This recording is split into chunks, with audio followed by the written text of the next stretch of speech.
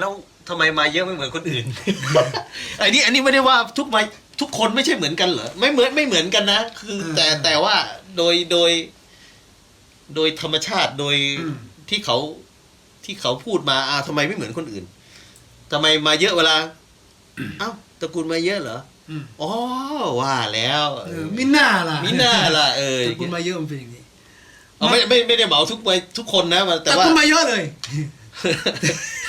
พูดอย่างนี้เลยเขาพูดอย่างนี้เลยนะมาเยอะนี่มันไม่ได้มาทางนี้นะจะมาถึงบิวชิแลเนี่ยเลยเราจะชี้นั่นเนี่ยทั้งโฉมาเยอะเป็นอย่างนี้นะพอมาถึงมาเยอะก็มันมีแยกไปอีกยูเจยูโฉอย่างพี่มันเป็นยูโฉนะยูโฉแล้วก็มาเรื่อยๆแล้วแต่ว่าจะแยกตรงไหนแยกพี่น้องตรงไหนคราวนี้เนี่ยเวลาเขา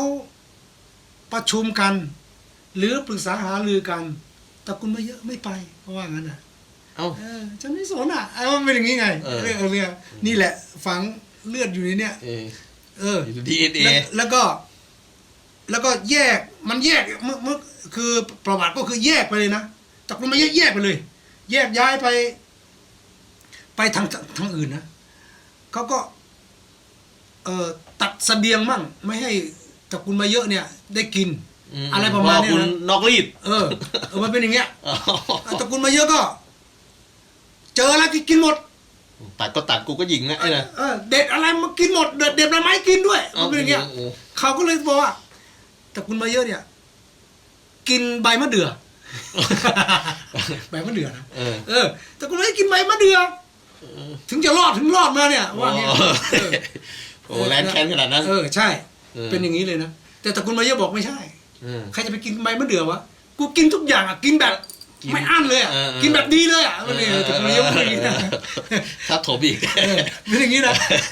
นี่แหละตระกูลมาเยอะชอบทับถมแล้วก็การพูดกันจากับตระกูลมาเยอะนี่มันฉะฉานแล้วก็ความคิดมันก็หัวก้าวหน้ากว่าหัวก้าวหน้าจะเป็นอย่างนี้นะไม่ใช่ว่าทุกตระกูลก็ก้าวหน้าเหมือนกันนั่นแหละแต่ว่ามาเยอะนี่จะเป็นแบบเอกเทศหน่อยใช่ลองคิดดูว่าทุกวันเนี้ยคนที่เป็นนักร้องนี่ตระกูลมาเยอะหมดเลยเยอะมากนะตระกูลมาเยอะมากตระกูลมาเยอะเริ่มก่อนเลยพี่เป็นตระกูลมาเยอะเริ่มก่อนอาโชคเป็นตระกูลมาเยอะนะอาโชคก็มาเยอะใช่ถูกมันเป็นตระกูลมาเยอะเหมือนกันจะเป็นอย่างนี้เนี่ยไอ้โจไอ้มอลล์ตระกูลมาเยอะเยอะมากเลยนะมันเป็นเริ่มต้นนี่มีประวัติเลยนะว่าเนาะเสร็จแล้วเนี่ยขี้เกียจไม่ขยันใครตระกูลมาเยอะเอาไม่เหมือนตระกูลอื่นเจ้าเล่ห์ดีกว่ามันเป็นประมาณนั้นนะเป็นอย่างนี้นะมันก็เลยทำให้ตระกูลมาเยอะคิดเรื่องเบาๆนี่มันอยู่ใน DNA ใช่ไม่ต้องทำหนักคือไม่ต้องทำหนักใช้หมองไม่ต้องทำงานหนักไม่ต้องแบกมันเป็นอย่างนี้ไงอย่างเงี้ยแต่คนอื่นก็ทำงานหนักๆกันก็ไม่เห็นไงเขาทำขยันอ่ะกลุ่มโลมิอาคานี่มันเป็นพวกเรานี่เป็นอุโรใช่ไหมอุโรนี่มีแต่คำพูดเยอะแต่คุณมาเยอะมันเยอะกว่าแต่พวกเขาไม่พูดนะครับทำอย่างเดียวเขาจะทำขยันขันแข็งไม่ว่าค้าขายไม่ว่าอะไรพวกเขาเก่งกว่าอันนี้พี่ยอมรับเลยนะอันนี้จากที่เราพิสูจน์มาด้วยจากที่เขาเล่ามาแล้วเราก็ไปประสบเองใช่มันเป็นอย่างนี้เป็นอย่างนั้นแล้วจริงๆไหมเราเป็นอย่างนั้นจริงไหมเป็นอย่างนั้นจริงคือตัวเราเป็นอย่างนั้นจริงไหมเป็นมันไม่ขี้เกียจทำคืออยู่ไปแบบวันๆอ่ะคิดว่าช่างมาเถอะเงินทองรวยเท่าไหร่ก็เอาไปไม่ได้หรอกเหมือนกับเป็นอย่างเงี้ยมันเหมือนยังไงวะยังไงขอให้วันนี้มีกินพอประมาณเนี้ยดูลองดูความคิดมันสิเหมือนอย่างงี้เหมือนขี้เกียจหาข้ออ้างเงี้ยเหรอไม่ข้ออ้างยังไงข้ออ้างอ่ะก็มันแค่นี้ก็พอแล้วไงอะไรเงี้ยมันเป็นอย่างนี้แหละในนิสัยนะในอันนี้ไม่ได้ว่าทุกคนขยันก็มีขยันก็มีลองคิดดูนะดอยช้างนี่เป็นโลมิอาคาใช่ไหมทำกาแฟทำอะไรทำจริงทำจังอ่ะใช่ไหมรวยดีใช่ดีคราวนี้ลองไปดูบ้าน การสร้างบ้านเนี่ย เออ ถ้าพวกเขาเนี่ย จะสร้างแบบมั่นคง แข็งแรง แข็งแรง แต่ไปดูของอุโรค่ะ เสาแค่เนี้ย เออ ไปซื้อเสาปูนมาจากไหนก็ไม่รู้ทำอย่างเงี้ย ไม่ได้เทเสาอย่างเงี้ยมันเป็นอย่างงี้นะ ทำไม ดูแล้วมันไม่มั่นคงอ่ะ เออทำไมอย่างนั้นวะ ดูเหมือนกับว่าลมพัดมาก็จะปลิวแล้วอ่ะมันประมาณเนี้ยน่ะ ดูกันแล้วกัน ส่วนใหญ่ใช่ไหม ส่วนใหญ่เลย จะเป็นอย่างนี้เลย อันนี้ข้อเท็จจริงเลย ใครจะมาเถียงไม่ได้เลยนะจะบอกให้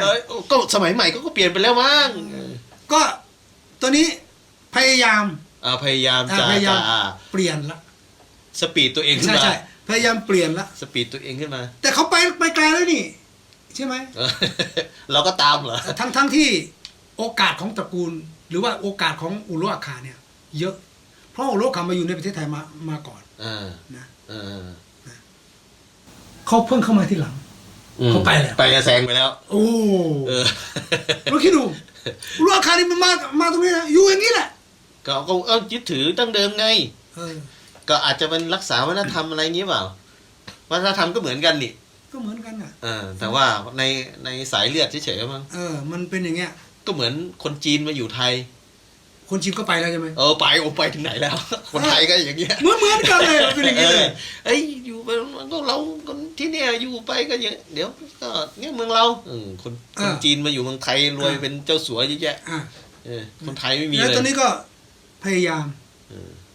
จะทำบ้านหรือว่าบางครั้งก็กู้หนี้ยืมสินมาทำซะก่อนนะแต่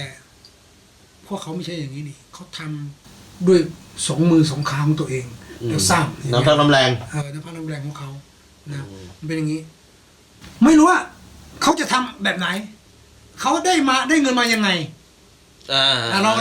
ไม่รู้ เราไม่ ไม่ รู้ รู้แต่ว่าก็น้ำพักน้ำแรงของเขา ใช่ แหละ ใช่ไหม เขายังทำมาหากินออกมาไง ใช่แต่เราไม่เป็นอย่างนั้นไง ก็เราก็ทำมาหากินแต่เราก็ชอบสนุกสนาน ใช่ทำไร่ข้าวโพดทั้งทีเนี่ยปลูกสัก2 ถุงนี่มากแล้ว แต่กลุ่มเขาไม่ใช่อย่างนั้น10 ถุงขึ้นไปอย่างนี้เลยมีเป้าหมายอย่างนั้น ว่าแล้วมีอยู่ครั้งหนึ่งนะ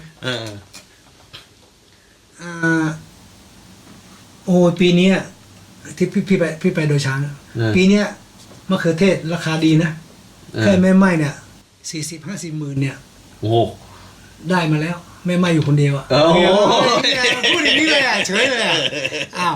4-5 แสนนี่สบายเลยใช่40-50 หมื่นอ่ะแม่ไม้คนเดียวนะเนาะเนี่ยพูดอย่างนี้ไอเราฟังแล้วโอ้โหพึงเลยโอ้ไอเราลองคิดดูนะเวลางานศพอะไรต่างๆใช่ไหมเวลาเขาเล่นพนันอ่ะเขาใส่ทีนึงอ่ะพี่อะไรวะใส่ตาเดียวมากกว่าที่เราดำรงชีวิตอีกพี่คิดอยู่สิ่งนี้เสมอเลยอ่ะตาเดียวเนี่ยมากกว่าเงินที่เราดำรงชีวิตทั้งชีวิตเลยเป็นอย่างนี้เลยอ่ะไม่ก็เขาแล้วกลุ่มนี้เนี่ยนักพนันเขาชอบเสี่ยงโชคเสี่ยงชีวิตคือเดิมพันชีวิตมาแล้วอ่ะว่าง่ายๆแต่ละคนนี่